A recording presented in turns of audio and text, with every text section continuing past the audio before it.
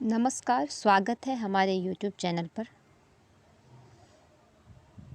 कविता आज पढ़ रहे हैं मोचीराम। धूमिल की कविता है। रापी से उठी हुई आँखों ने मुझे क्षण भर टटोला और फिर जैसे पतियाए हुए स्वर में वह हंसते हुए बोला, बाबूजी, सच कहूँ मेरी निगाह में न कोई छोटा है न कोई बड़ा है। मेरे लिए हर आदमी एक जोड़ी जूता है जो मेरे सामने मरम्मत के लिए खड़ा है। और असल बात तो यह है कि वह चाहे जो है, जैसा है, जहाँ कहीं है, आजकल कोई आदमी जूते की नाप से बाहर नहीं है। फिर भी मुझे ख्याल रहता है कि पेशेवर हाथों और फटे जूतों के बीच कहीं न कहीं एक आदमी है जिस पर टाँके पड़ते हैं, जो जूते से झांकती हुई अंगुली की चोट छाती पर हथौड़ी की तरह सहता है। यहाँ तरह तरह के जूते आते हैं और आदमी की अलग अलग नवैयत बतलाते हैं। सबकी अपनी अपनी शक्ल है, अपनी अपनी शैली है। मसलन एक जूता है। जूता क्या है? चख्तियों की थैली है। इसे एक आदमी पहनता है जिसे चेचक ने चुग लिया है। उस पर उम्मीद को तरह देती हुई हंसी है। उस पर उम्मीद को तरह देती हुई हंसी है जैसे टेलीफोन के खंभे पर कोई पतंग फंसी है और खड़खड़ा रही है। बाबूजी, इस पर पैसा क्यों फूंकते हो? मैं कहना चाहता हूँ, मगर मेरी आवाज़ लड़खड़ा रही है। मैं महसूस करता हूँ भीतर से एक आवाज़ आती है, कैसे आदमी हो, अपनी जाति पर थूकते हो? आप यकीन करें, उस समय मैं चकतियों की जगह आंखें ताकता हूँ और पेशे में पड़े हुए आदमी को बड़ी मुश्किल से निभाता हूँ। एक जूता और है जिससे पैर को नांग कर एक आदमी निकलता है सैर को।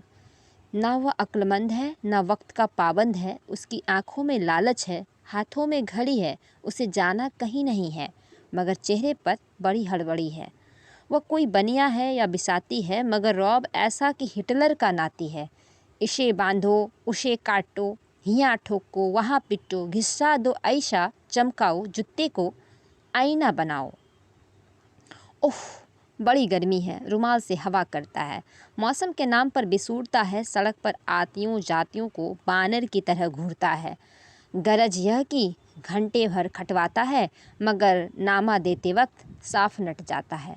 शरीफों को लूटते हो वह गुर्राता है और कुछ सिक्के फेंक कर आगे बढ़ जाता है। अचानक चिहुक कर सड़क से उछलता है और पटरी पर चढ़ जाता है।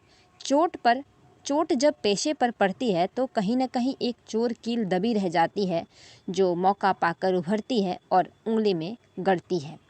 मगर इसका मतलब यह नहीं है कि मुझे कोई गलत फहमी है। मुझे हर वक्त यह ख्याल रहता है कि जूते और पेशे के बीच कहीं न कहीं एक अदद आदमी है जिस पर टाँके पड़ते हैं, जो जूते से झांकती हुई अंगुली की चोट छाती पर हथौड़े की तरह सहता है।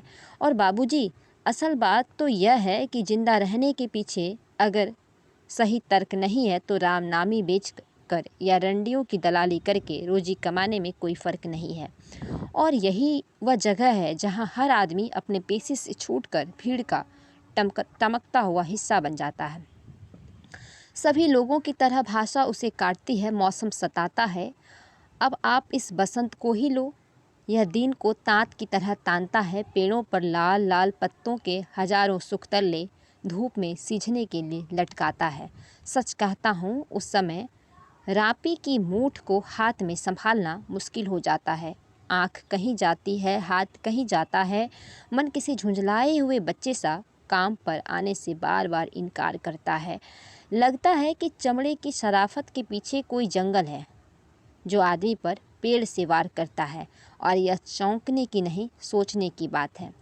मगर जो जिंदगी को किताब से नापता है, जो असलियत और अनुभव के बीच खून के किसी कामजात मौके पर कायर है, वो बड़ी आसानी से कह सकता है कि यार तो मोची नहीं शायर है। असल में वह एक दिलचस्प गलत फहमी का शिकार है, जो यह सोचता है कि पेशा एक जाति है और भाषा पर आदमी का नहीं, किसी जाति का अधिकार है। जबकि असलियत यह है कि आग सबको जलाती है, सच्चाई सबसे होकर गुजरती है। कुछ हैं जिन्हें शब्द मिल चुके हैं, कुछ हैं जो अक्षरों के आगे अंधे हैं। वे हर अन्याय को चुपचाप सहते हैं और पेट की आग से डरते हैं। जबकि मैं जानता हूँ कि इनकार से भरी हुई एक चीख और एक समझदार चुप, दोनों का मतलब एक है। भविष्य गढ़ने में चुप और चीख अपनी अपनी जगह एक ही किस्म से अपना अपना फ़र्ज अदा करते हैं। एक लाइन जो यहाँ पर है, जो कि वे हर अन्याय को चुपचाप सहते हैं और पेट की आग से डरते हैं। तो मुझे ऐसा लगता है कि अगर किसी एक का जो कोई एक पैसा है और हमारे घर ही अगर कोई एक मज़दूरी करने आ रहा है और उसे बार बार बताना पड़ता है कि ये काम करो, ऐसे करो और वैसे करो, तो वह चुप हो जाता है। हालांकि उसे चीखना चाहिए,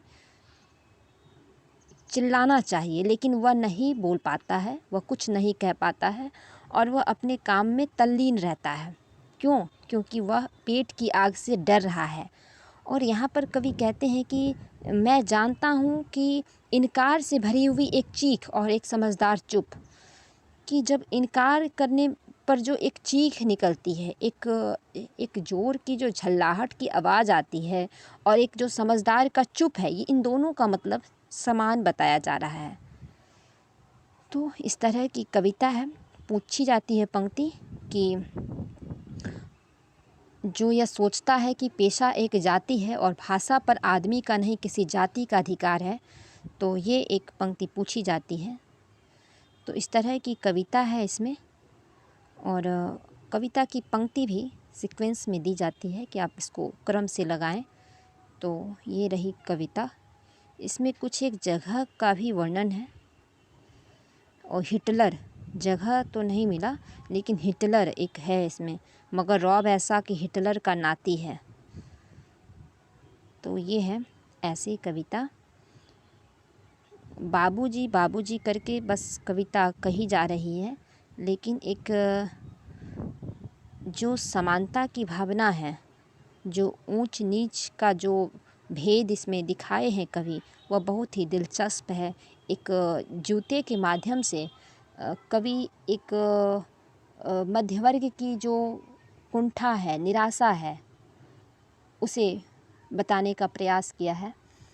और जूते के माध्यम से ये ऐसे भी अमूमन जब हम लोग देखते हैं रास्ते के किनारे, सड़क के किनारे, वो जो जूता ठीक करने वाला होता है, तो वो बहुत लोगों की जो चप्पल टूट जाते हैं रास्ते में, तो वो शर्म आती है उन्हें ठीक कराने में। शर्म आ रही है कि कोई मुझे देख ना ले, जल्दी से ठीक कराऊं उसे और जल्दी से भागना है, कोई मुझे देख लेगा तो मेरी इज्जत मिट्टी में मिल जाएगी।